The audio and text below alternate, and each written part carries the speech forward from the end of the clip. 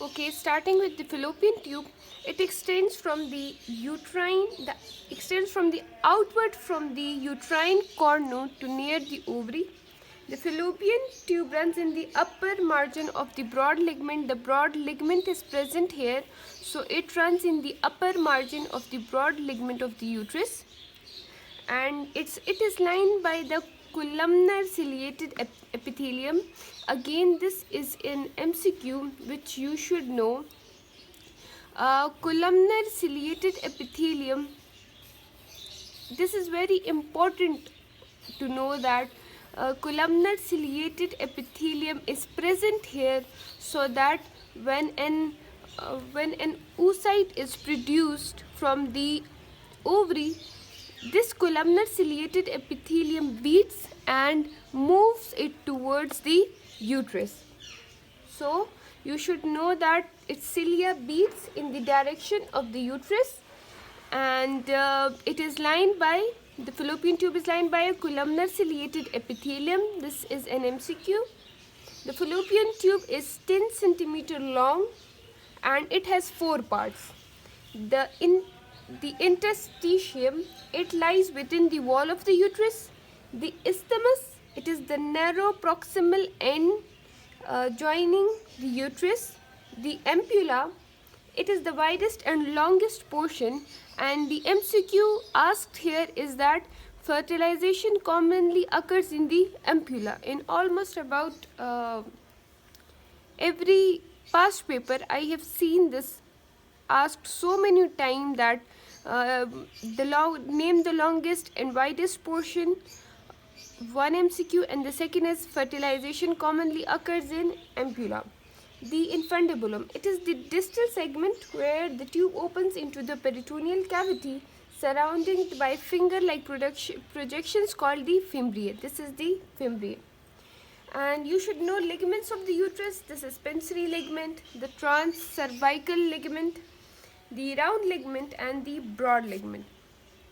Embryology, again, I think you should know this by now, that the fallopian tube, the uterus, the upper 1/5 of the cervix, they develop from the paramesonephric duct, and blood supply of the fallopian tube is from the ascending uterine artery.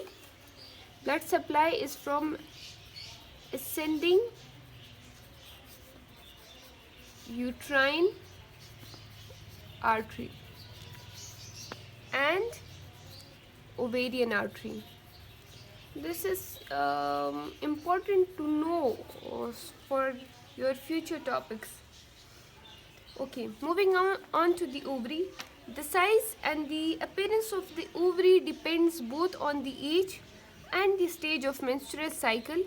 The ovary is almond shaped and it is approximately 3 centimeter long, 1.5 centimeter wide, and 1 centimeter thick. The ovary is the only intra-abdominal structure not covered by the peritoneum. Okay, this point is very important. You should know this point for your MCQ, that for example, this is the peritoneum. Consider that all of the structures, all of the intra-abdominal structures are covered by the peritoneum, but the ovary is not covered by peritoneum. Okay, it is medially attached to the uterine fundus by the ovarian ligament. Medially, it is attached here to the uterine fundus by the ovarian ligament. Laterally attached to the pelvis side by the suspensory ligament. And its structure. Its structure has the following parts: germinal epithelium, ovarian cortex, ovarian medulla, tunica albigans. Germinal epithelium is the outermost layer composed of a single layer of cuboidal cell. The outermost layer with a single cuboidal cell layer is known as the germinal epithelium. And ovarian cortex consists of ovarian follicles and stroma in between them. So this is the ovarian cortex, where I have drawn this corpus luteum and follicle.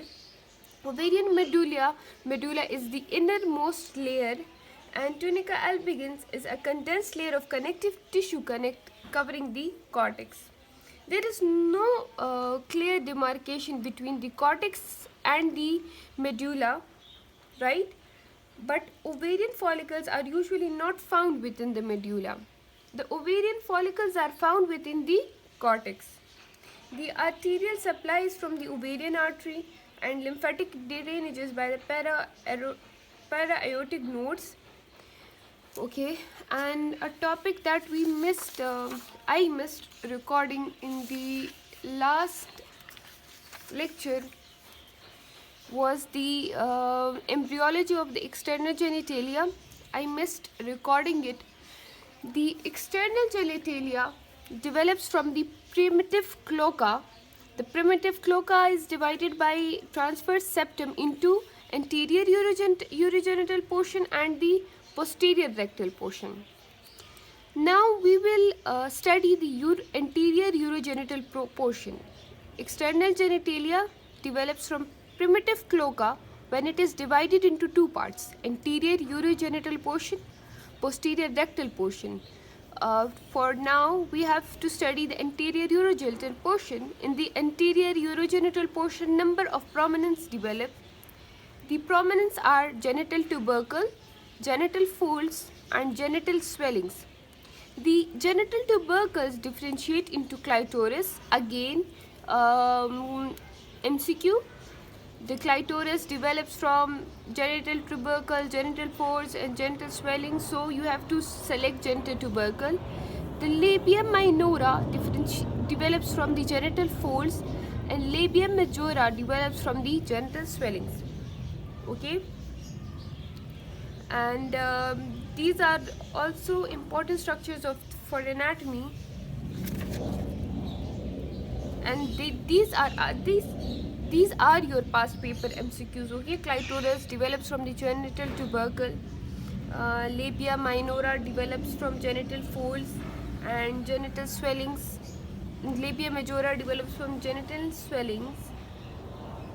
And if you have any question, you can ask in the comment section down below. Allah Hafiz.